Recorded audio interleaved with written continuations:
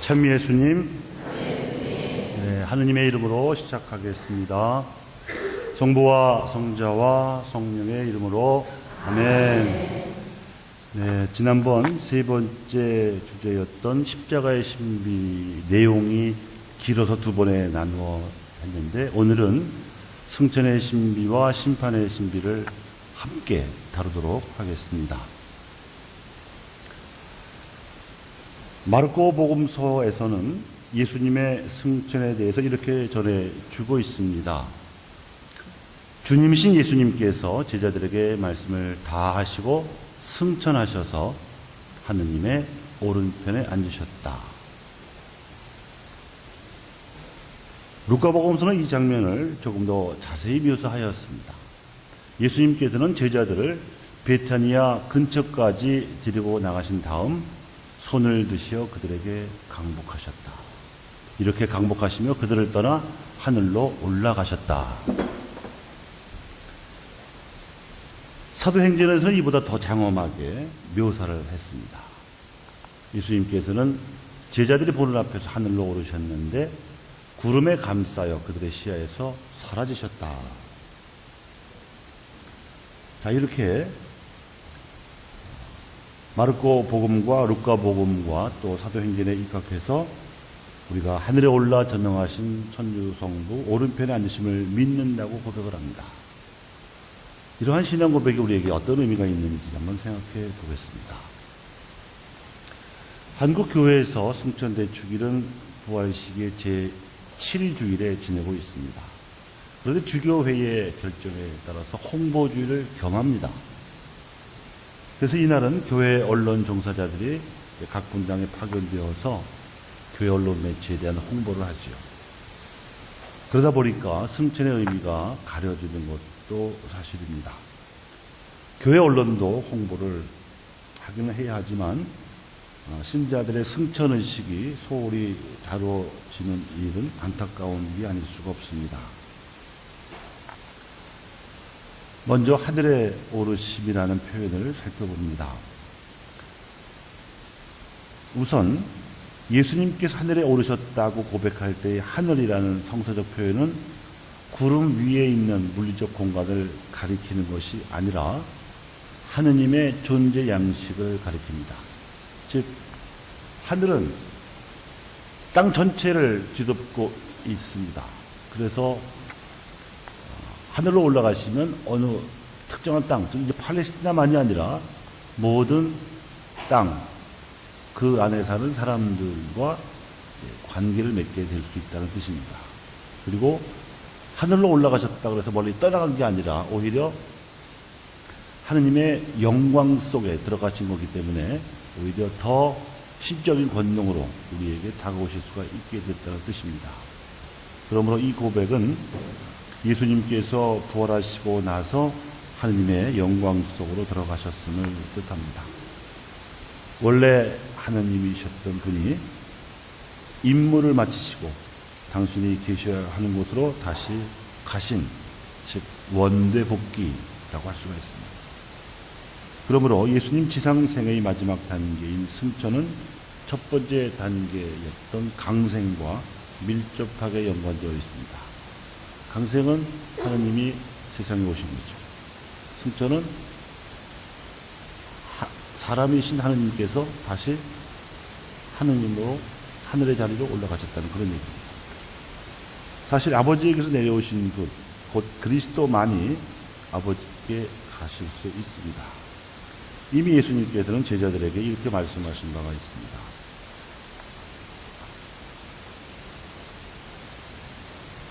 하늘에서 내려온 사람의 아들 외에는 아무도 하늘에 올라간 이가 없다.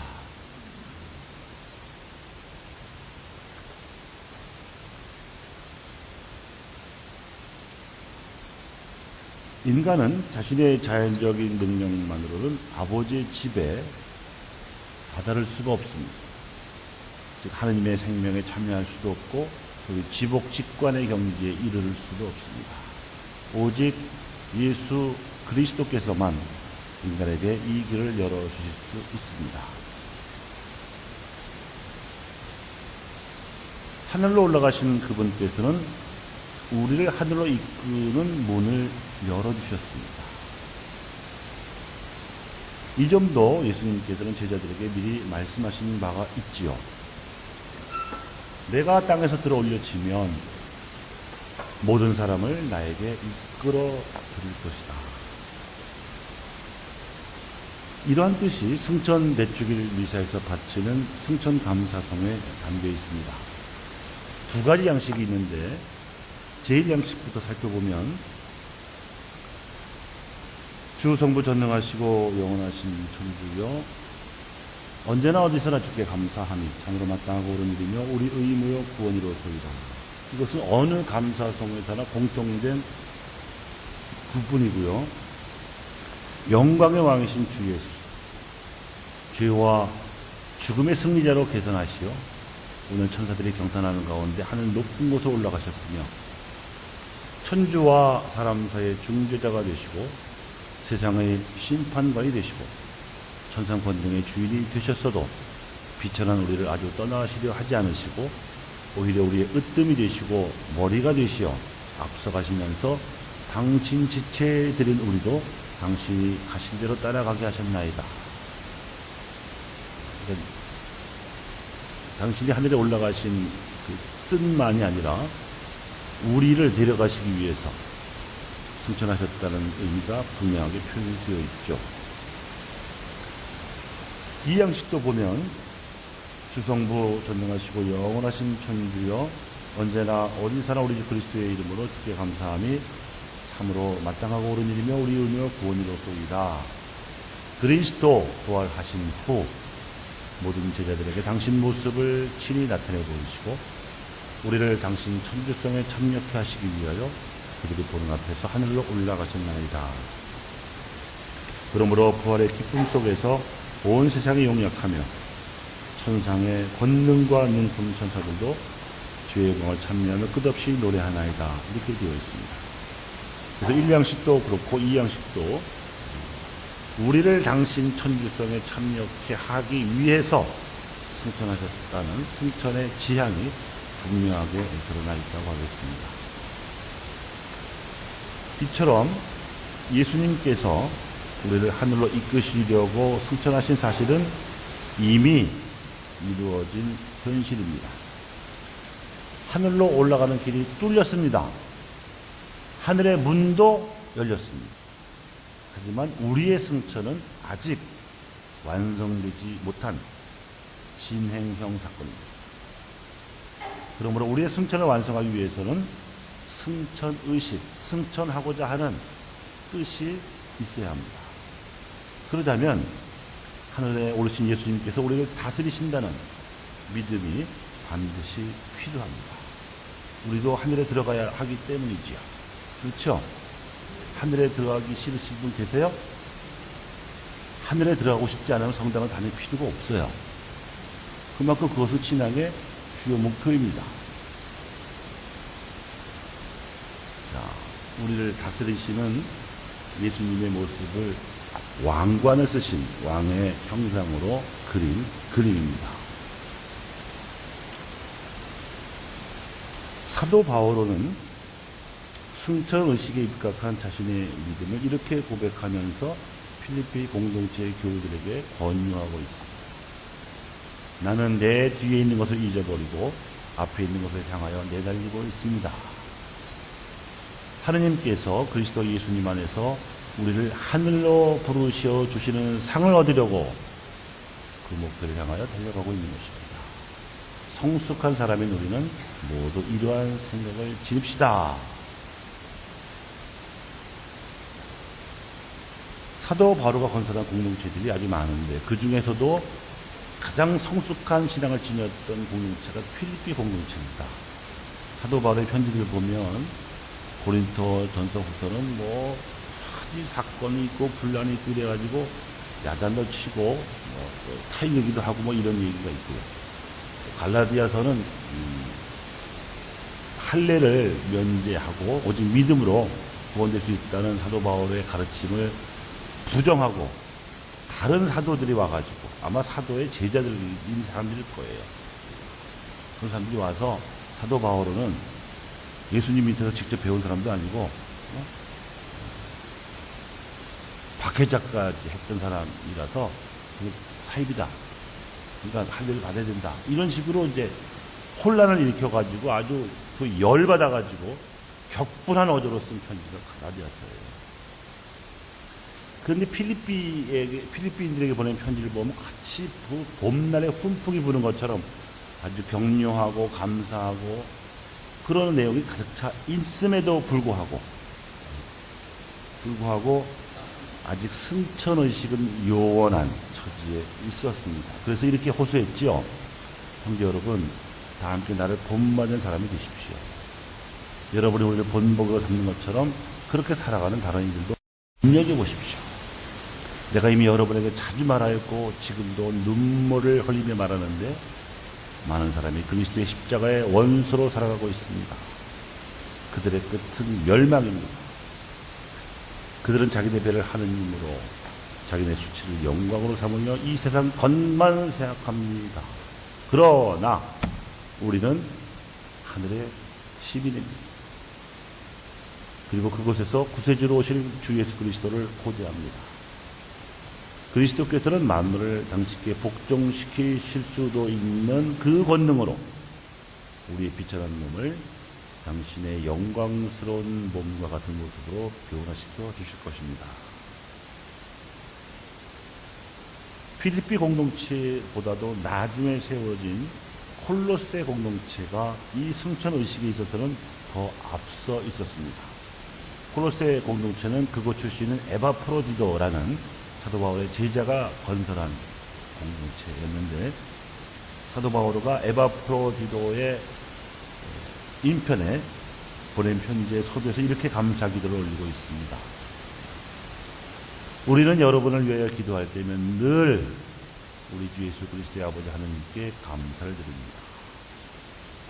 그리스도 예수님에 대한 여러분의 믿음과 모든 성도를 향한 여러분의 사랑을 우리가 전해 들었기 때문입니다. 그 믿음과 사랑은 여러분을 위하여 하늘에 마련되어 있는 것에 대한 희망에 근거합니다. 이 희망은 여러분이 진리의 말씀, 곧 복음을 통하여 이미 들은 것입니다. 이 복음은 여러분에게 다다라 여러분이 그 진리 안에서 하나님의 은총을 듣고 깨달은 날부터 온 세상에서 그러하듯이 여러분에게서도 열매를 맺으며 자라고 있습니다. 하는 격려를 하고 있습니다.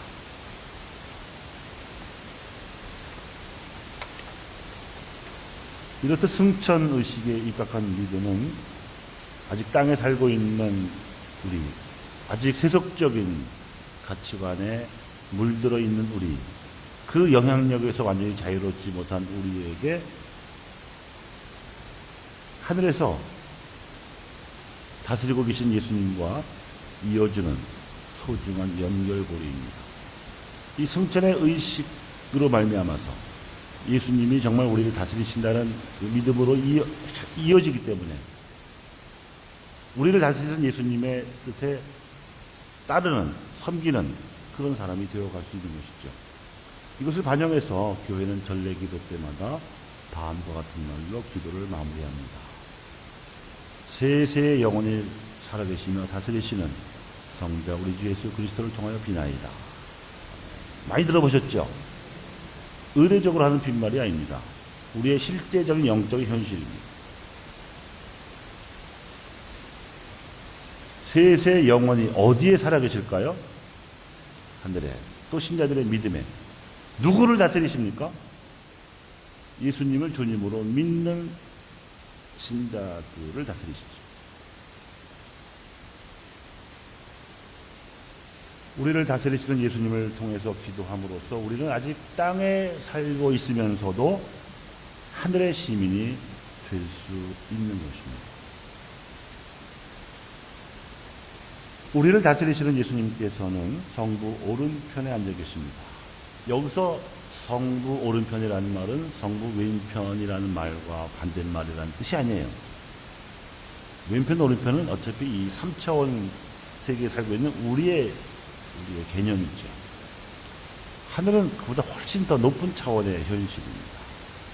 그런데도 우리가 그 높은 차원에 계신 분을 우리가 알아듣게끔 표현하자니까 오른편이라는 말을 쓴 거죠. 왼편보다 더 우월하다는 뜻이 좀 있을지언정 더 중요한 뜻은 하느님의 자리에 오르신 예수님께서 하느님으로서의 품위와 영광과 영예를 입으셨다는 뜻입니다. 하느님이시며 성부와 한 본체로서 모든 시대 이전에 하느님의 아들로 존재하시던 분께서 강생하셨다가 육신이 영광스럽게 되신 후에 그 육신을 지니고 성부 오른편에 앉아 계십니다.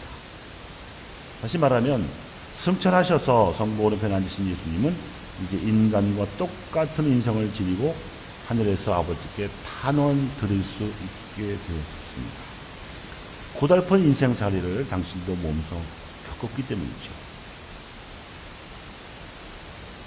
그래서 그분은 지상에 계실 때 제자들에게 이 기쁜 소식을 예고하신 바가 있었습니다.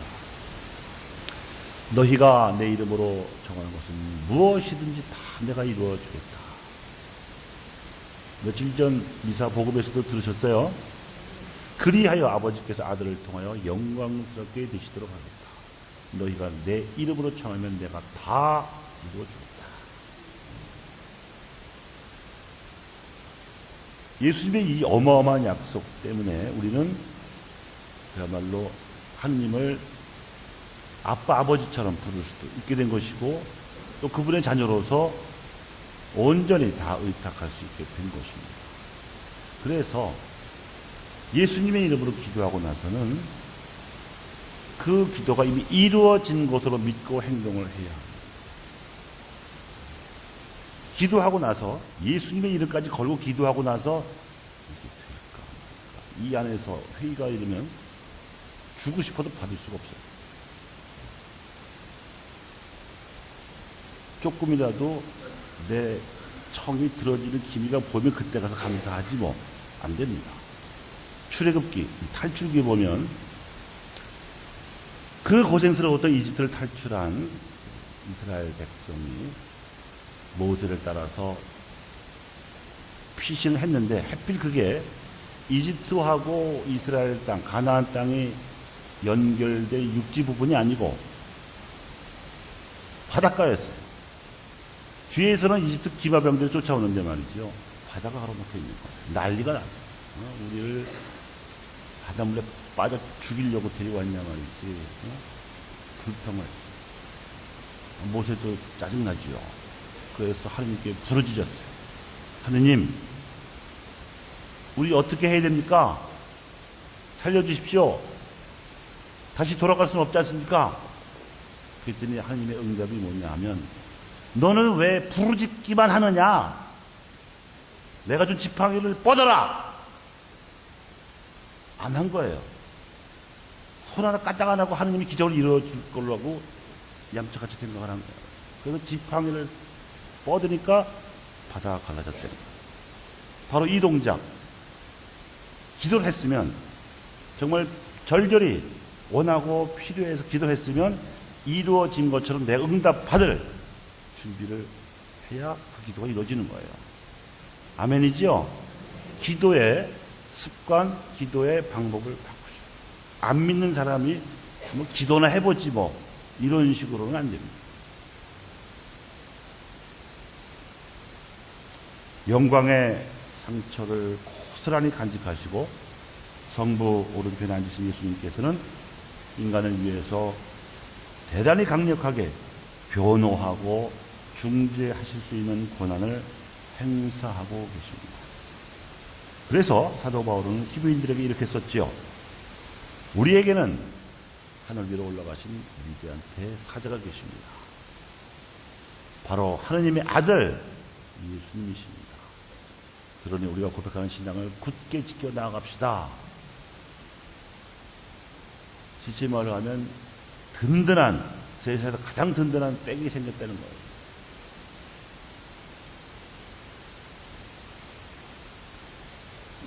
그래서 우리는 기도할 때 예수 그리스도를 통해서 기도하지. 예수님의 이름으로 기도하면 예수님께서 대사자의 역할을 해주신다는 믿음의 발로입니다.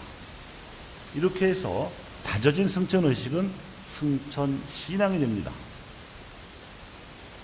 예수님께서 하늘에 오르시고 우리를 하늘로 이끄는 문도 여시고 우리를 성부 오른편에 앉아서 다스리시는 과정을 거쳐서 사도 바오로가 증언을 했고 신약 성서 공동체들이 고백했던 성천의식은 성천신앙으로 고양 더 높아집니다. 예수님께서 하늘에 오르시고 우리를 하늘로 이끄시고 성부 오른편에 앉아 우리를 다스리고 계시기 때문에 우리도 하늘에 오를 수 있다는 희망이 살아있는 것입니다. 그리고 우리가 하늘에 오를 수 있다는 희망의 보증은 성모 마리아의 승천입니다.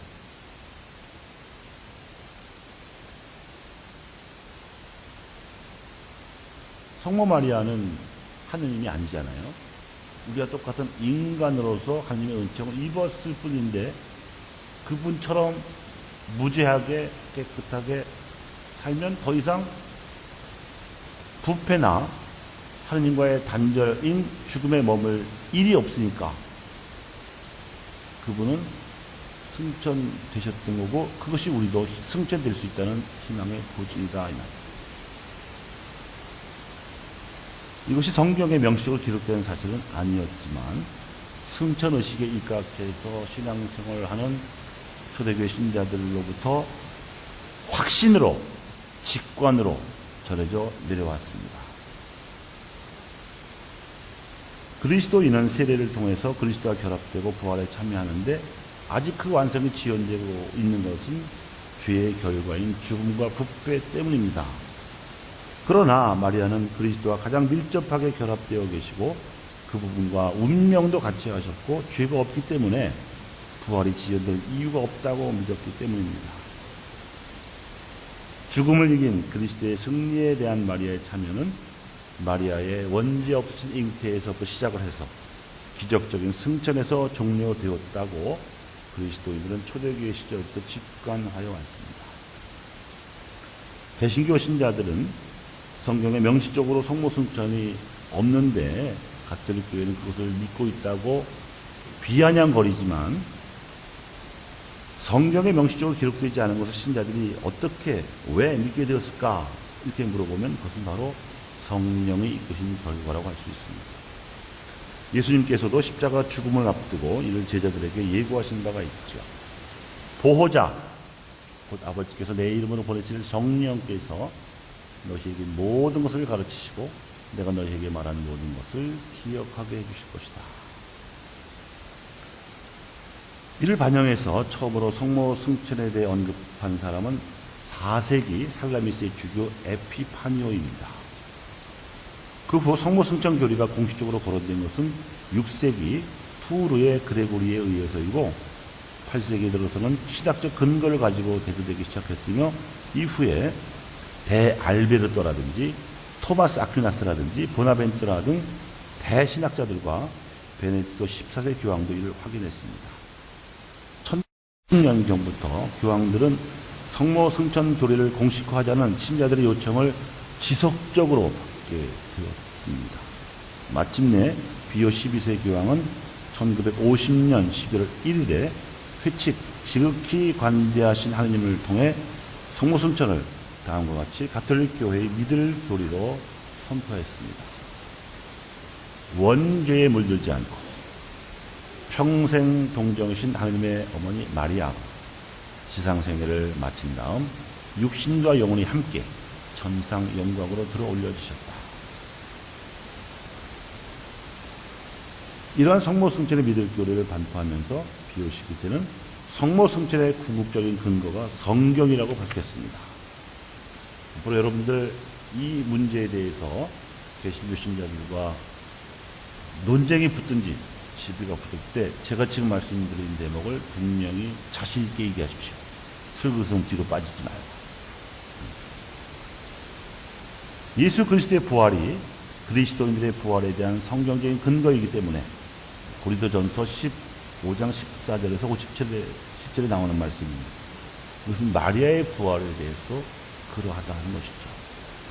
이 교리를 반포한 후에 10여 년 만에 열린 제2차 바티칸 공의회 모인 교부들도 다음과 같이 확인했습니다. 재확인한 거죠. 티 없이 깨끗하신 동정님께서 조금도 원죄에 물들지 않으셨으며 지상생활을 마치신 후에 영혼과 육신이 천상 영광으로 부르심을 받으시어 주님으로부터 천지의 모후로 추대받으셨다. 이로써 마리아는 다스리는 자들의 주님이시며 죄와 죽음에 대한 승리자이신 당신 아드님을 더욱 완전히 담게 되셨다고 교회연장 59항에서 가르치고 있습니다.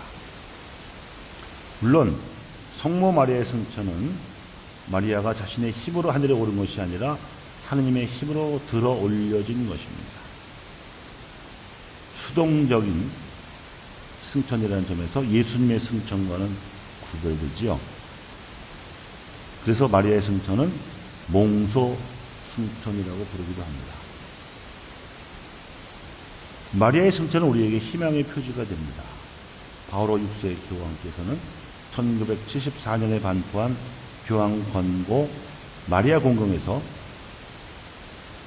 성모 승천 대축일은 마리아의 완전하심과 복되신 동정의 몸과 흠없는 영혼이 누리시는 영광 그리고 부활하신 그리스도를 완전히 닮으심을 기념하는 축제일이므로 이날은 교회와 전 인류가 바라던 전국적 희망이 실현될 수 있음을 보여주는 축일이다 이렇게 밝혔습니다.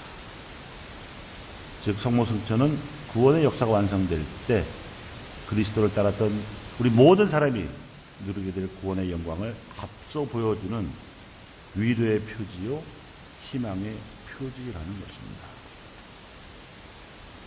따라서 그리스도인에게는 일생을 하느님의 뜻에 순명하신 마리아의 모범을 따라서 일상생활에서 하느님의 뜻이 무엇인지 깊이 헤아리고 그것을 구체적으로 실천하는 자세가 필요합니다. 이것이 하늘의 시민으로서 살아가는 승천 신앙입니다. 루카복음에 보면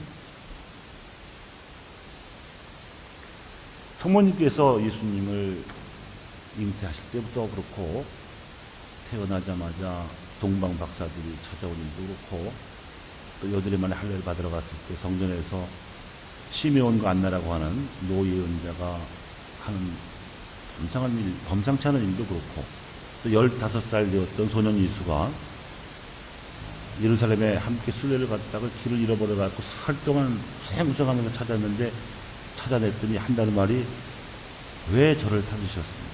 제가 아버지의 집에 있어야 하는 줄을 모르셨습니까? 이런 말을 할 때마다 의아했지요. 받아들이기 어려웠죠. 그러나 반복되는 말이 뭐냐면 마리아는 이 모든 일을 마음속 깊이 새겨 간직하였다.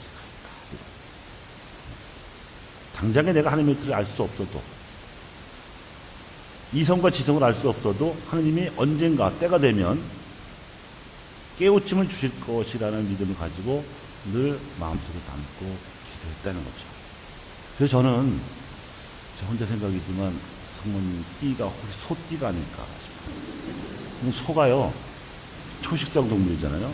근데 그 소화되기 쉬운 그 풀들을 먹으면서도 위가 4개가 돼가지고 먹었다가 심심하면 앉아가지고 다시 꺼내갖고 되새김질을 하죠.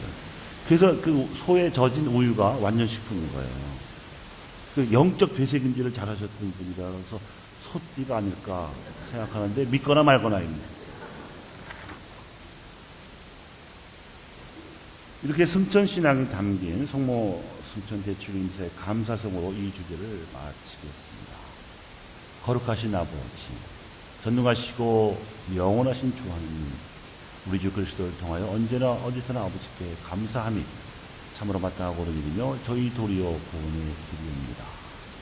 오늘 하늘에 오르신 분, 하나님을 낳으신 동정 마리아께서는 완성될 주님 교회의 시작이며 모상으로서 이 세상 나그네 길에 있는 주님의 백성에게 확실한 희망과 위안을 보증해 주셨나이다. 모든 생명의 근원이신 주님의 아드님께서 동정 마리아의 몸에서 사람이 되시어 이 세상에 태어나셨기에 주님께서는 마리아의 몸이 무덤에서 썩지 않도록 섭리하셨나이다. 그러므로 저희도 천사들의 무리와 함께 주님을 찬미하며 기쁨에 넘쳐 큰 소리로 노래하나이다.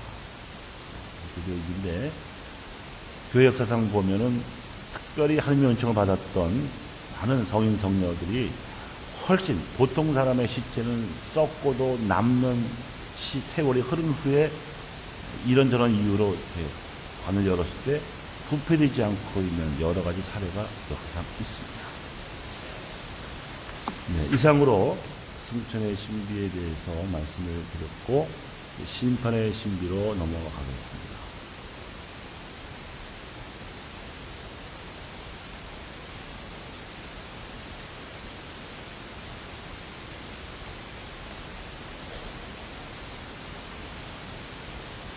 심판의 신비에서는 승천의 신비에 이어서 그리스도의 다스림으로 연결고리가 맺어집니다. 우리가 신앙 고백에서는 그리로부터 산이와 죽은 이를 심판하러 오시리라 믿나이다 이렇게 고백하잖아요. 그리가 어디냐? 바로 어디겠어요? 승천하셔서 어디로 가셨어요? 하늘에 어디에? 성부 오른편에 계셨죠. 그러니까 그리로부터라는 말은 성부 오른편으로부터라는 뜻입니다. 예수님께서는 승천하셔서 성부 오른편에 앉으셨습니다. 이것을 제일 먼저 목격한 사람이 순교자 스테파노였어요. 사도행전에 보면 스테파노가 유대인들에게 돌에 맞아 숨길 때 이 말이 하늘이 열리고 사람의 아들이 하느님 오른편에 서 계시는 것이 보입니다. 이렇게 사도행전 7장 55절에 써 있습니다. 그러니까 예수님께서 돌아가시고 첫 순교자가 스테파노거든요. 그러니까 당신 말씀대로 용감하게 복음을 전하다가 당신 다음으로 순교한 스테파노를 당신 곁으로 맞아들이기 위해서 특별히 친히 오신 거죠.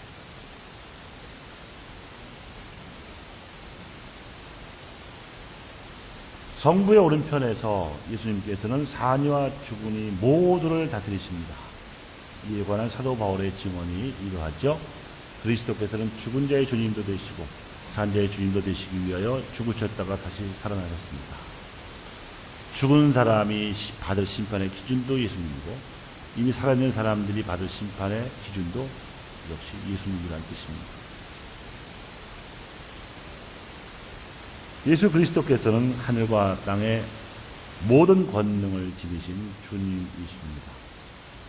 성부께서 만물을 그분 발 아래 굴복시키셨기 때문이지요. 그리스도께서 우주의 주님이시며 역사의 주님이십니다. 인간 역사의 피조물은 그리스도를 머리로 하고 하나가 되어 그분 안에서 초월적 절정에 이릅니다.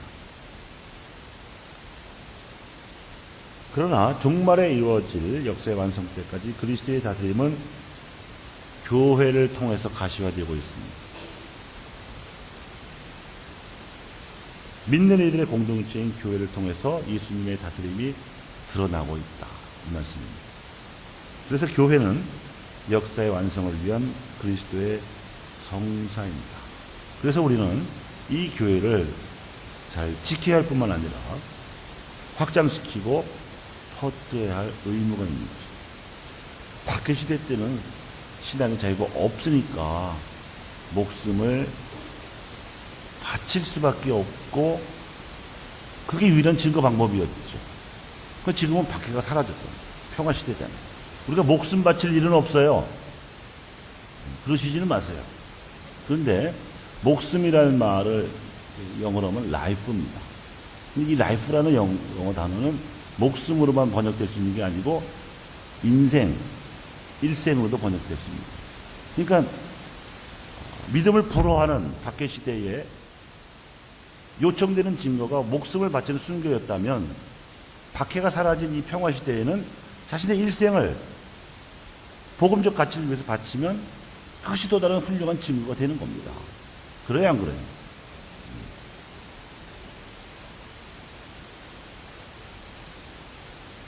일생을 하느님을 위해서, 복음적 가치를 위해서, 보다 더 나은 세상을 위해서 헌신하는, 일관하는 그런 사람들의 공동체가 바로 교회입니다. 그런 교회를 통해서, 그런 사람들의 삶을 통해서 예수님이 다스리시는 거고, 그 다스림의 영역이 점점 확장되어서 모든 사람을 지향하는 거죠. 그래서 주님이신 그리스도께서는 당신 몸인 교회의 머리이십니다. 하늘로 올려지고 영광스럽게 되어 당신의 사명을 완수하신 그리스도께서는 지상 교회 안에 머무르십니다. 구속, 즉 구원과 해방은 그리스도께서 성령의 힘으로 교회에 행사하시는 권위의 원천입니다. 신비 안에서 이미 현존하고 있는 그리스도의 나라는 교회 안에 자리 잡고 있습니다. 우리 신앙인들에게는 바로 이 확신이 필요해요. 하나님의 나라가 죽은 다음에만 들어가는 것이 아니고 이미 여기서 다가왔다고 예수님은 선포하셨는데 거기가 어디냐? 바로 믿는 이들의 공동체인 교회다. 우리는 교회라고 하면 개신교로 알아듣는 사람이 많아요. 아주 심각한 언어의 왜곡. 기독교라는 말이 그리스도를 한자말로 한 것인데 개신교와 동일시되는 것처럼 교회라는 말이 정말 귀한 말이고 구원의 방주인데 천주교 신자들은 거의 그 말을 포기하고 사는 것 같아요. 그래서 제가 이 강학회에서 더 강조하고 있는지도 모르겠어요. 사실은 제가 강조하는 게 아니라 가톨릭 교회 교리서가 다 가르치는 거예요. 교회는 건물이 아닙니다. 신앙인의 공동체지. 이 신내동 성당 주변에도 한 10개가 넘는 예배당이 있어요. 다, 그쪽도 다 무슨 교회라고 써요. 근데 이제 하도 그 사람들이 좀 설친다고 할까? 좀 극성스러운 표현을 쓰니까, 당신도 교회 다니냐면, 아니, 난 교회 안 다녀. 성당 다녀. 성당은 건물입니다. 우리는 천주 교회에 속한 신자들이고, 제가 그래서 부임하고 나서 간판을 달았잖아요. 보셨습니까? 천주교 신자들 교회. 왜 그 말을 우리가 뺏기고 살아야 되는데요? 말도 안 됩니다.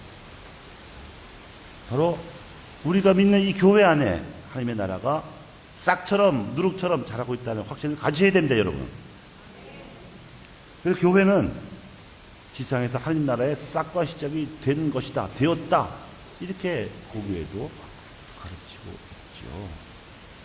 그리스도의 다스림에 관한 이러한 뜻을 담아서 교회는 전리안을 이렇게 표현합니다. 주는 세세 영원히 살아계시며 다스리시나이다. 그런데 그리스도의 나라는 이미 당신의 교회 안에 현존하고 있지만 아직은 완성되지 않았습니다. 그리스도의 파스카로 악의 세력에 뿌리는 정복되었다 하겠지만 그리스도의 나라는 그들의 공격을 받고 있습니다. 그리스도의 나라가 받는 공격의 표징이 신자들의 갈등. 좋은 뜻을 가지고 기도도 바치고 봉사도 하는데도 그 확신을 해집고 들어와서 확신을 흔들리게 하고 믿는 이들끼리의 갈등을 부추기게 하고 봉사할 때는 천사였는데 봉사가 끝난 후에 너 왜 이렇게 늦게 왔냐? 너 왜 빠졌냐? 이런 얘기를 하다 보면 이제 악마가 들어오는 거예요. 공격을 받고 있는 거예요. 그때 조심하셔야 돼요. 우리가 밀과 가라지에 비유해서도 이미 상기시켜드렸죠. 밀밭에 뿌리지도 않은 가라지가 자라나면 어떻게 해야 돼요? 뽑으러 다녀야 됩니까? 그러다가 밀을 다치게 할 수가 있어요. 내버려 두어라. 수확 때가 되면 성장기와 달리 색깔이 확연히 구분되기 때문에 뽑아갖고 뗄감으로 쓰면 된다. 그래서 도 중에 제일 터득하기 어려운 도가 냅도래요. 냅도.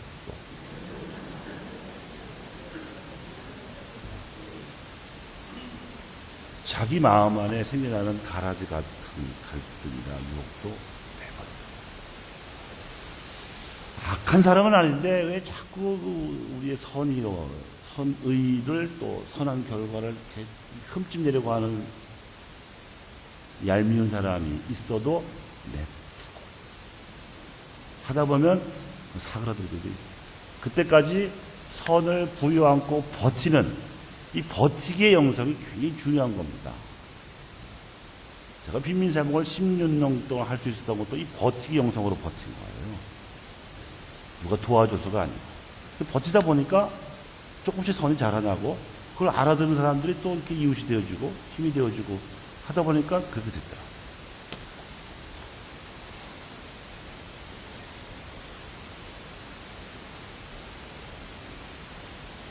그리스도의 나라를 공격하는 가라지들은 신자들의 마음 안에만 있는 게 아니고 사회 안에도 있지요. 구조적인 악이 있습니다. 권력을 믿고 까불고 돈 좀 있다고 미세 부리고 이런 사람들이 힘없고 말 못하는 아주 다수의 가난한 사람들을 억누르죠. 구조악입니다. 또 다른 표징은 믿지 않는 이들이 아직도 많아. 신내동 본당 관할구역 인구에 비해서 신자 비율이 얼마라고 제가 말씀드렸죠? 9.6%요. 9.6 전국 평균보다도 미달이에요. 안 믿는 사람 많잖아요, 우리 주변에. 또 믿는 중에서도 거짓 믿음을 퍼뜨리는 신천지 같은 이단들도 있어요. 지가 교주래, 지가. 예수님이 아니고. 제일 많이 거기에 빨려드는 사람이 천주교 신자라네. 아는 게 없어서. 그럴듯하게 포장해갖고 막 하면은 넘어간대요. 근데 요새는 그 작전을 바꿨대요. 천주교 신자는 건드리지 말라 그랬대요. 맨날 1,000원만 내니까.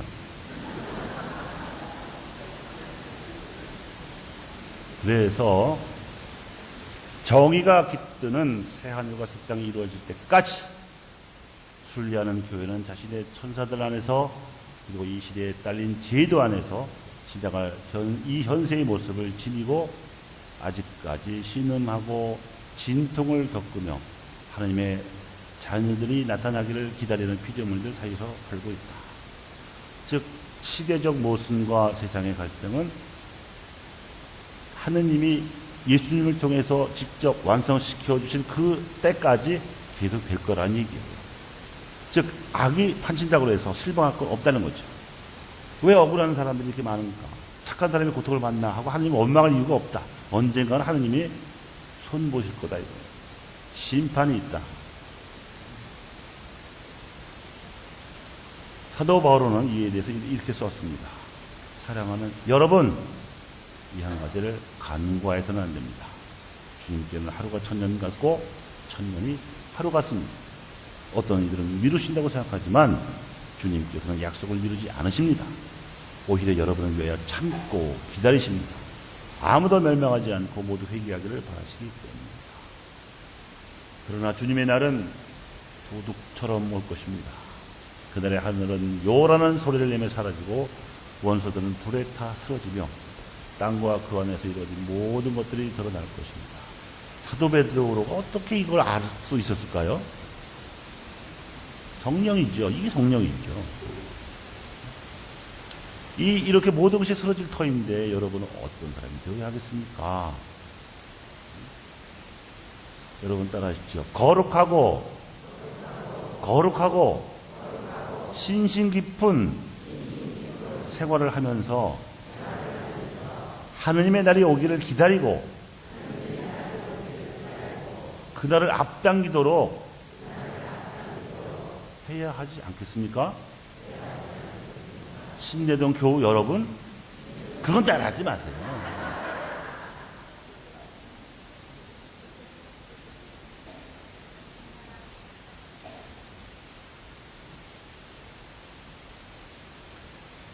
그래서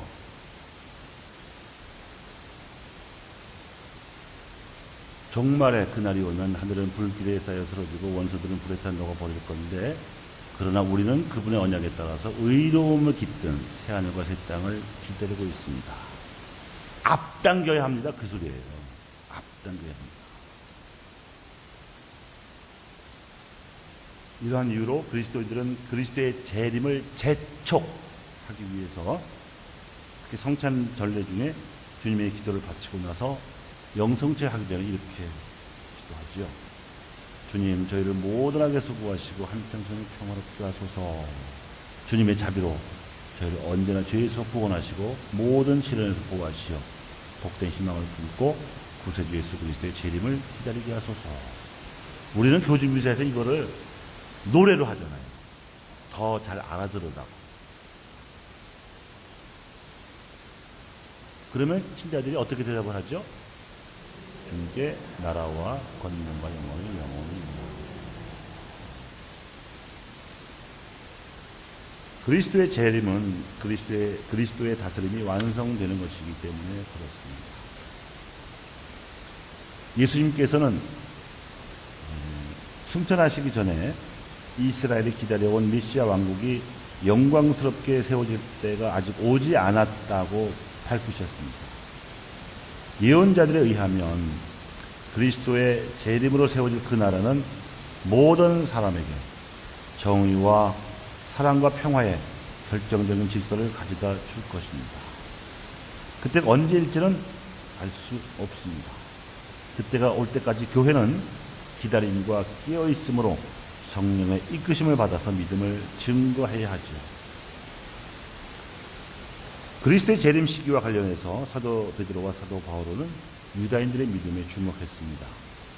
그들은 오래전에 하나님께서 선택하신 백성으로서 역사적으로 이루어졌던 하나님의 선택이 취소될 수는 도저히 없다는 믿음에 입각해서 아직도 안 믿고 있지만 유다인들의 회개가 그리스도의 재림에 앞서서 이루어져야 한다는 것이죠. 그래서 성령 강림 뒤에 베드로 사도는 예루살렘의 유대인들에게 이렇게 말했습니다. 형제 여러분, 여러분은 회개하고 하나님께 돌아와 여러분의 죄가 지워지게 하십시오. 그러면 다시 생기를 찾을 때가 주님에게서 올 것이고 주님께서는 여러분을 위하여 정하신 메시아 곧 예수님을 다시 보내주실 것입니다. 물론 이 예수님께서는 하나님께서 예로부터 당신의 거룩한 예언자들의 입을 통하여 말씀하신 대로 만물이 복원될 때까지 하늘에 계셔야 합니다. 바오로 사도 역시 이에 동의했습니다. 유다인들이 배척을 받아서 세상의 화해를 얻었다면 그들이 받아들여질 때는 어떻게 되겠습니까? 죽음에서 살아나는 것이 아니고 무엇이겠습니까? 그러니까 메시아의 구원으로 들어가는 이방 민족들의 풍성한 축복에 뒤이은 유다인들의 풍성한 축복, 언제일지 모르지만 그 축복은 하나님의 백성을 하나님께서 모든 것 안에서 모든 것이 되시는 그리스도의 충만한 경지에 다다르게 해줄 것이라는 얘기입니다.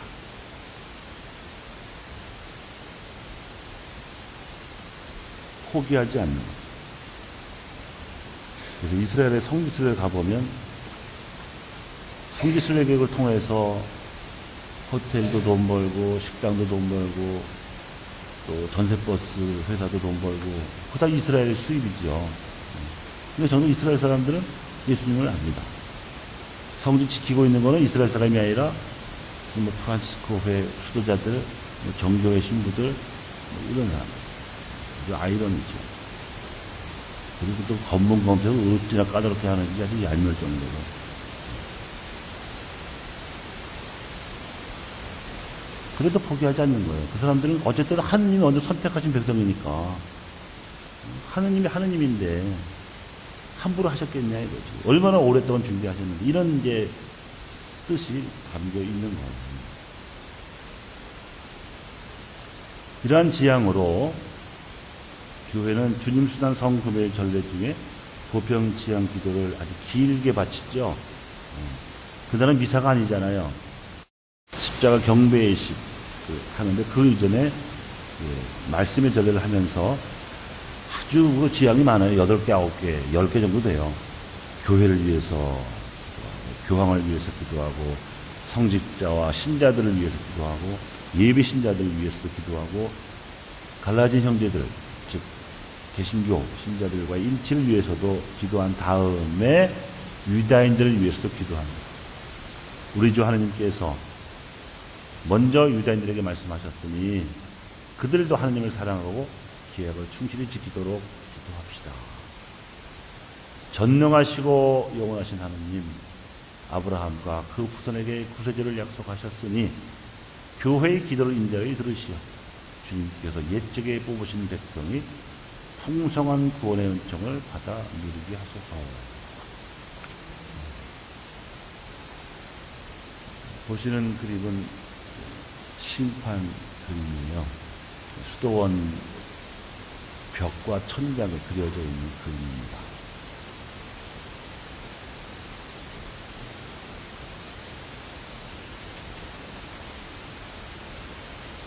그리스도께서 재림하시기 전에 교회가 채워야 하는 조건이 하나 있는데 그것은 신자들의 신앙이 흔들림을 받는 마지막 시련을 겪어야 하는 데 있습니다. 역사를 완성시키기 위해서, 이 교회를 확장하기 위해서, 교회 안에 와 있는 하나님의 나라를 퍼뜨리기 위해서 우리가 신앙을 용감하게 증거해야 하지만 그렇다고 해서 우리가 역사를 완성할 수는 없습니다. 역사를 완성하실 분은 예수님이시다.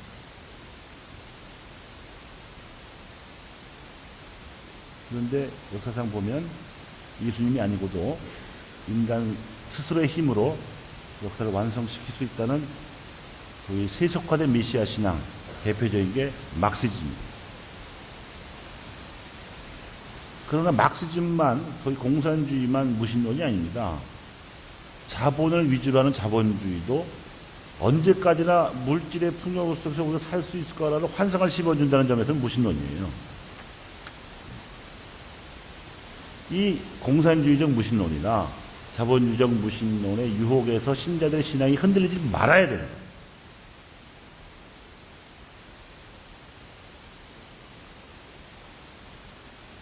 역사의 완성은 믿는 이들의 노래에 의해서 교회가 이룩하는 것이라기보다는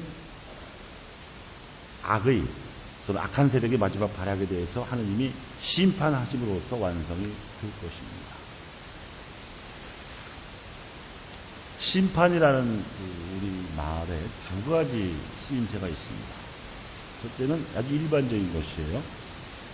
심판이라는 것은 우리가 모든 운동 경기에서 보듯이 옳고 그름을 가리든지 이기고 짐을 가려주는 거죠. 그래서 선을 상주고 악을 벌주는 게 심판 아니겠습니까? 영원한 생명의 주인이신 그리스도께서는 세상의 구속자로서 인간의 모든 일과 마음을 결정적으로 판단할 충분한 권한이 있으십니다. 그분은 십자가 죽음을 통해서 이 권한을 획득하셨죠. 하느님께서는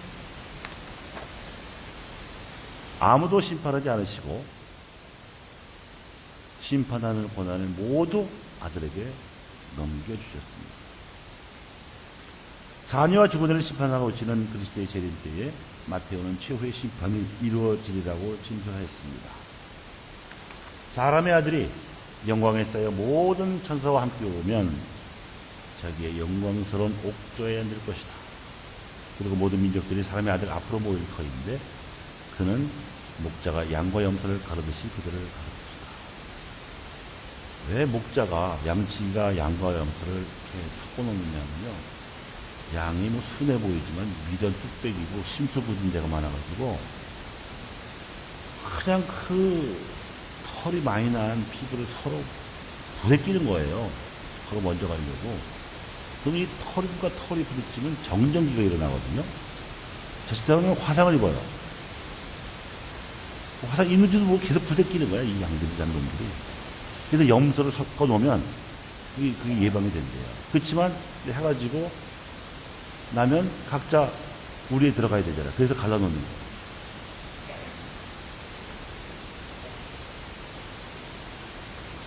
이 심판에서 상을 받을 사람들은 내 아버지께 복을 받은 이들아, 와서 세상 창조 때부터 보이는 이 세상을 만들 때부터 너희를 위해 준비된 하느님 나라를 차지하여라 라는 선고를 듣게 된다는 것입니다. 이들은 가장 작은 이들에게 사랑을 베푼 사람들이죠. 예수님께서는 가장 작은 이들에게 베푼 사랑을 당신에게 베풀어준 사랑으로 동일시하십니다. 그리고 이 심판에서 벌을 받을 사람들은 이런 선고를 받을 것입니다. 저주 받은 자들아, 나에게서 떠난 악마와 그 부하들을 위하여 준비된 영원한 불 속으로 들어가라. 이들은 이와는 정반대로 가장 작은 이들에게 사랑을 거절한 자들입니다. 예수님께서는 가장 작은 이들에게 거절한 사랑을 당신에게 대한 거절로 동일시하십니다. 그러므로 심판의 첫째 기준은 사랑이고 그 중에서도 가난한 이들에 대한 사랑입니다. 이 세상에서 사랑의 마음으로 쓴 것만 내 재산이에요. 하느님이 인정해줘. 심판에서 인정받아요. 어떤 사람이 100억을 모으느라고 인생 고생하면 거지같이 살았다. 쓰지도 못하고 죽었다. 그거 못 가져가거든요. 그 사람은 그냥 인생 거지로 산 거예요. 100억 부자로 산 게 아니고. 근데 좁은 의미에서는요, 심판은 옳았거나 이겼거나 선한 사람은 심판을 받지 않는다고 말하고요. 그러거나 졌거나 악한 사람은 심판을 받는다고 말하기도 합니다. 그러니까 이 좁은 의미의 심판 개념은 일반적인 의미의 심판 개념을 전제한 거죠. 더 좁혀서 강조하는 겁니다. 그래서 요한복음에 보면 하느님께서는 세상을 너무나 사랑하신 나머지 외아들을 내주시어 그를 믿는 사람은 누구나 멸망하지 않고 영원한 생명을 얻게 하셨다. 하느님께서 아들을 세상에 보내신 것은 세상을 심판하시려는 것이 아니라, 그러니까 일반적인 의미에서의 심판 개념이 아니죠. 이거는 세상의 아들을 통하여 구원을 받게 하시려는 것이다. 아들을 믿는 사람은 심판을 받지 않는다. 그러나 믿지 않는 자는 이미 심판을 받았다. 여기서 믿지 않는 자들이 받는 심판은 빛이 아니라 어둠을 사랑해서 빛을 멀리하고 어둠에 남아있는 그 자체입니다. 하느님을 믿지 않는 사람들은 하느님을 모르기 때문에 하느님이 주시는 어떤 기쁨과 평화와 은총도 얻을 수가 없어요. 그게 이미 현세에서 받는 벌이에요.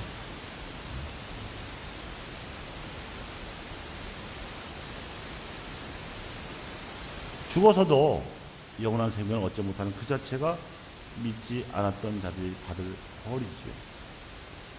이 세상을 살아가는 동안에 은총을 거절한 사람은 하느님을 잃어버림으로써 저마다 이미 자기 자신을 심판하는 것입니다. 마르코도 이렇게 증언했습니다. 믿고 세례를 받는 이는 구원을 받고 믿지 않는 자는 단죄를 받을 것이다. 그러니까 심판의 두 번째 기준은 믿음이고 구체적으로는 예수님을 그리스도로 믿는 믿음입니다. 사랑과 믿음이 심판의 기준입니다. 이걸 기준으로 해서 우리가 재림하시는 그리스도로부터 심판을 받을 것임을 우리는 신앙으로 고백합니다. 그때가 종말이 있죠. 죽은 사람을 포함한 온 인류가 받게 될 공심판에 대해서는 위에 언급했지만 개인의 종말, 그러니까 우리가 죽어서 그리스도 앞에 설 때 받게 될 사심판도 같은 기준, 즉 사랑과 믿음이라는 잣대로 심판을 받게 될 것입니다. 우리 모두 그리스도의 심판대 앞에 나서야 합니다. 그래서 저마다 좋은 것이든 나쁜 것이든 이 몸으로 한 일에 따라 갚음을 받게 됩니다. 도망가지 못해요. 누구도 예외 없습니다.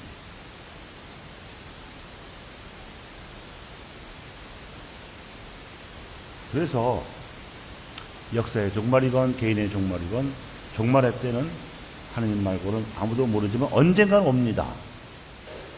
그래서 심판의 신앙 고백을 하는 신앙인들은 늘 기다리고 깨어있는 마음으로 사랑을 실천하면서 믿음에 충실해야 하는 것이죠.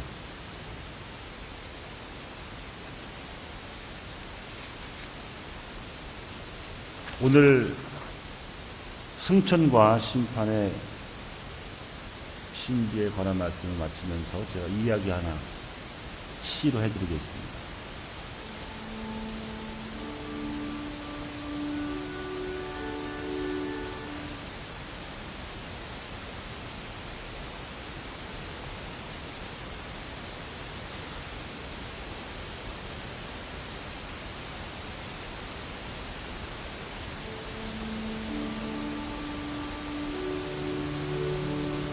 너무 잘하려 하지 말라 하네.